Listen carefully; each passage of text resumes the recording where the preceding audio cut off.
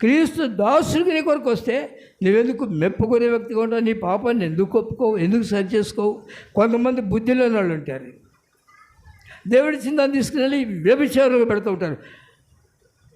హఠాత్తుగా ఉగ్రత వస్తుంది, గుర్తుపెట్టుకోండి. హఠాత్తుగా వస్తుంది ఉగ్రత వారి మీదకి. అది ఇర్మియా గ్రంథం రాయబడింది. ఫెళ్ళ భయం లేకుండా జీవించవద్దు. నువ్వు ఎవరు వేస్తే నేను ప్రేమించిన దేవుని దగ్గరకు వచ్చినప్పుడు ఏడ్చాను. నేను దేవుని దగ్గర, ప్రభువా నాకు దిక్కేమిటి?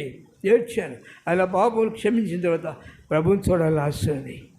వాక్యం చదువుకుంటున్నాను. యెహోవా ధర్మశాస్త్రమును ఆనందించు, దివారాత్రులు దాన్ని ధ్యానించేవాడు ధన్యుడు, అతడు నీటి కాలంలో ఎవరు నాటబడిందాయి. ఎవరు చదువుతారు? దేవుని కొరకైన మంట కలిగిన వారు, పాపం ఒప్పుకొని పరిశుద్ధపరచబడిన వారు, దేవుని జీవమును కలిగిన వారు. ఆ దీపం ఆరిపోదు. ఇంకా నాకేం కావాలి? ఆ వాక్యం